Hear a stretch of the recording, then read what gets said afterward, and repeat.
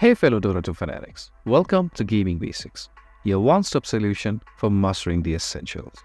Let's dive in and level up together. In this video, I'm going to show you how to subscribe to Dota Plus in Dota 2.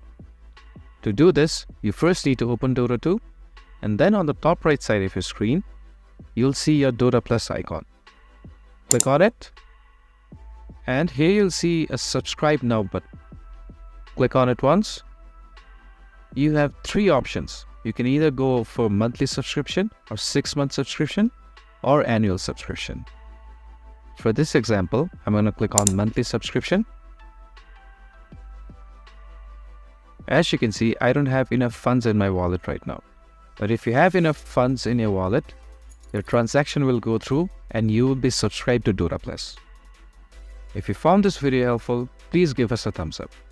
And if you have any questions for us, please feel free to mention us in the comment section down below. Also, don't forget to hit that subscribe button and ring the notification bell so you never miss out on the latest guides and tutorials. This has been your host Ace. Happy gaming!